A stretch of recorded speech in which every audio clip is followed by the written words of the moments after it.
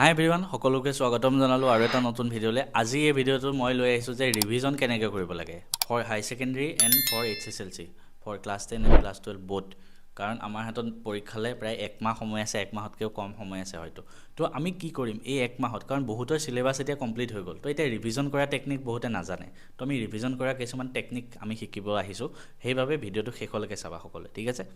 তো ৰিভিজন কৰাৰ first technique কি হ'ল, আমি কুৱেশ্যন পেপাৰ ছল্ভ কৰিব লাগিব। আমি জানিব লাগিব যে আমিতো পঢ়াখিনি আমি পঢ়ি আছোঁ, ঠিক আছে। তুমি ক্লাছ 10ৰ হোৱা বা ক্লাছ 12ৰ হোৱা, চবৰ বাবে কৈ আছোঁ। যি ছাবজেক্টে নপঢ়া, পঢ়াখিনি পঢ়ি আছা, বাট তুমি সেই পঢ়াখিনি যদি এক্সামত কুৱেশ্যন হিচাপে আহে, তুমি পাৰিবানে?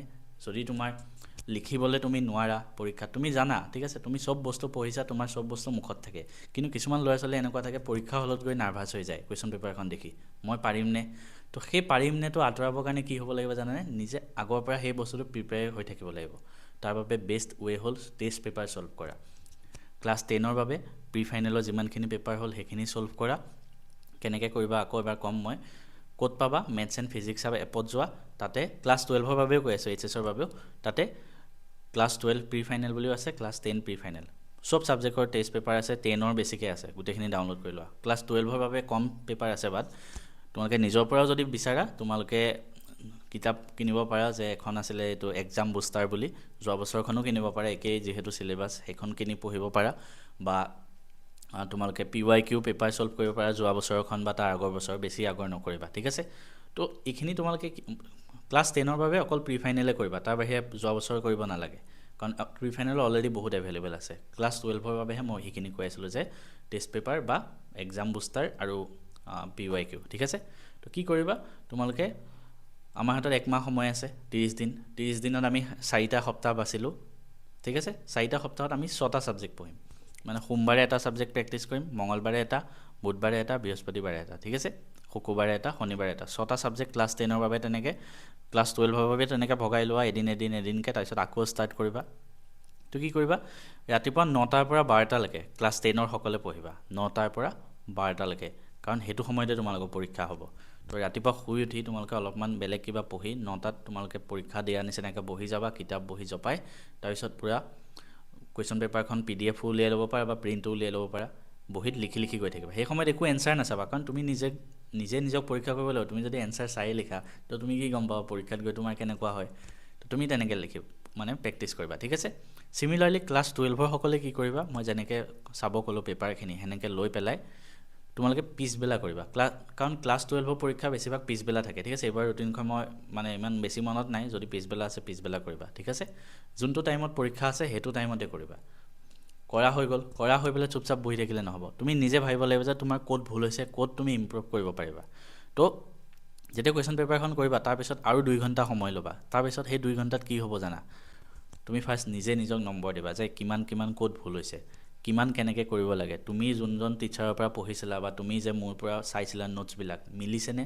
কোনটো বস্তু মিষ্টেক হ'ল, কোনখিনি নতুন কুৱেশ্যন আহিলে, কোনটো টপিকৰ কুৱেশ্যন মই পাৰা নাই। ধুনীয়াকৈ এখন বহীত নোৱাৰা বস্তুবিলাক, নোৱাৰা টপিকবিলাক লিখি ৰাখা, আৰু তুমি যিবিলাক টপিক নতুন পাইছা সেইখিনিও লিখি ৰাখা। চিমিলাৰলি ক্লাছ 12ৰ বাবে আছে, physics, chemistry, maths, biology, Assamese, English, যিয়ে নপঢ়া চব ধুনীয়াকৈ লিখি ৰাখা। হৈ গ'ল।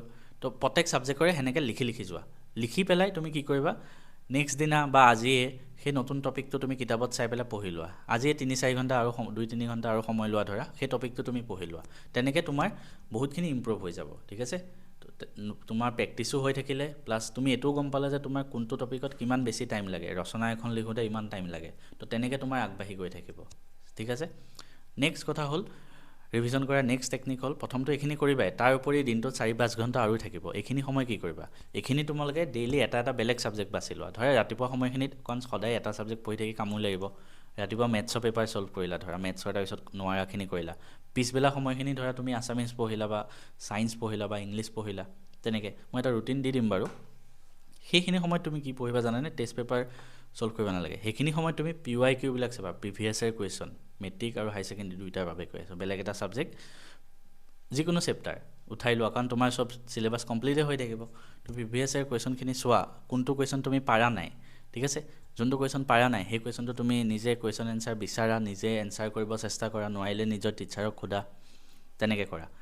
তাৰ উপৰি প্ৰিভিয়াছ ইয়াৰ কুৱেশ্যন ইমান বেছি নাপাবা এটা এটা চেপ্টাৰৰ যোৱা 5 বছৰত তো সেইখিনি হৈ যোৱাৰ পিছত তুমি টেষ্ট পেপাৰত বাকী ধৰা তুমি 5 সপ্তাহে ধৰি বা 4 সপ্তাহে ধৰিলো এটা ছাবজেক্টৰ 4খন পেপাৰহে সলভ কৰিব পাৰিবা কিন্তু টেষ্ট পেপাৰটো বহুত থাকিব তোমাৰ 20খনো থাকিব পাৰে 15খনো থাকিব পাৰে এটা ছাবজেক্টৰ তো তুমি বাকী যিকেইখন টেষ্ট পেপাৰ থাকি যাব ঠিক আছে তো গোটেইখিনি টেষ্ট পেপাৰ উলিয়াই লৈ তুমি একেবাৰে ওপৰে চাই যাবা যে কোনটো বস্তু পাৰা নাই কোনটো বস্তু তোমাৰ নতুন কুৱেশ্যন হয় সেইখিনি মানে সন্ধিয়া সময়খিনি এজ এ হোল গোটেই টেষ্ট পেপাৰখিনি চাবা আৰু ৰাতিপুৱা পৰীক্ষা দিয়া নিচিনাকৈ 3 ঘণ্টা সময় লৈ পেলাই কৰিবা তো এনেকৈ তোমালোকে ৰিভিজন কৰি যোৱা নেক্সট 1 মাহত তোমালোকে চাবা তোমালোকৰ বহুতখিনি ইম্প্ৰুভমেণ্ট হৈ যাবগৈ চিমিলাৰলি হাই ছেকেণ্ডেৰীৰ বাবেও কৈছোঁ তোমালোকে পিছবেলা সময়খিনিত বা যিখিনি সময়ত টেষ্ট পেপাৰ নকৰা বেলেগ কুৱেশ্যনবিলাক প্ৰেক্টিছ কৰা আৰু হাই ছেকেণ্ডেৰী এনেও চিলেবাছ কমপ্লিট নহয়গৈ আমি বাৰে বাৰে পঢ়ি থাকিলেও কমপ্লিট নহয় তো তোমালোকে যিখিনি কুৱেশ্যন বাৰে বাৰে ৰিপিট হৈ থাকে প্ৰিভিয়াছ ইয়াৰ কুৱেশ্যনখিনি চাই পেলাই অলপমান আইডিয়া ল'বলৈ চেষ্টা কৰা অসমীয়া হাই ছেকেণ্ডেৰীৰ বাবে কৈছোঁ অসমীয়া ইংলিছটোত এতিয়া গুৰুত্ব দিয়া বেছিকৈ